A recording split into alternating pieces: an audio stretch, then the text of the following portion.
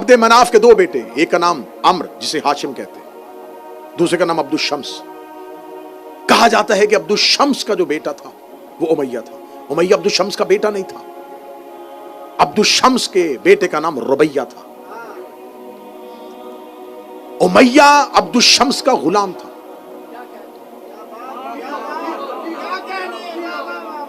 जब ये रसूल के दादा हैं जनाब हाशिम और जनाब अब्दुल शम्स, ये दोनों दादा हैं। ये शाम में रहते थे, क्योंकि शाम में उस दौर में बिजनेस, तजारत सब कुछ शाम में था।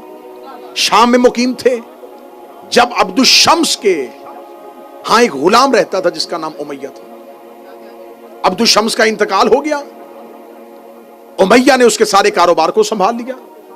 पता चला कि अब्दुल शम्स का हकीकी वतन तो मक्का है, और मक्का में इस कबीले को बड़ी इज्जत की निगाह से देखा जाता है। ये मक्का पहुंचता है। जब मक्का आता है तो जनाब अब्दुल मुतलब इससे सवाल करते, ये कौन है? तो ये कहता है मैं अब्दुल शम्स का बेटा हूं, मैं आपका खानदान हूं। फरमाते इसे काबा के करीब लेके जाओ, क्योंकि हमारी नस्ल का कोई भी ऐसा फर्द नहीं है जो काबे की इज्जत से वाकिफ ना हो। ये वहां पर जाके झूठी कसम देता है, लेकिन अब्दुल मुतलिब जो हैं वो इसकी कसम का इनकार करते हैं कि इसकी न हजर अस्वद ताजीम कर सकता है, न इसे काबे की इज्जत और अजमत का अंदाजा है, और बनी हाशिम मुश्तरका तौर पर इसको मक्का से निकाल देते हैं। ये हिस्ट्री में अहले सुन्नत किताबों से साबित करने के लिए था। इसको निकाला जाता है मक्का से। ये मक्का से निकलता है, फिर ये दोबारा शाम आ जाता है। शाम में आके ये एक शादीशुदा औरत के साथ अपना ताल्लुक बनाता है। वहां से इसके यहां एक बेटा पैदा होता है जिसका नाम है ज़कवान। ये ज़कवान को लेकर दोबारा अपने वतन, अपने घर जाता है, और अपनी हकीकी बीवी का अकद अपने उस बेटे के साथ करता है। तारीख में खुदा ने जिसे शजरे खबीसा कहा है उसकी बुनियाद तो देखें। वहां से इसके यहां एक बेटा पैदा होता है जिसका नाम है हर्ब। फिर इसके यहां बेटा पैदा होता है जिसे कहते हैं सखर। इसी सखर की कुनियत अबू सुफियान है।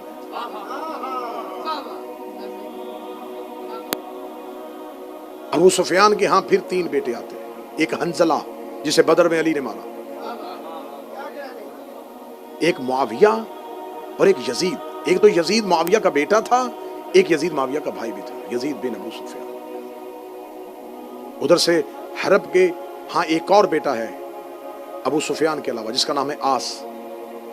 आस के फिर 2 बेटे हैं, एक का नाम है हकम और एक का नाम है अफ़ान। हकम का बेटा मरवान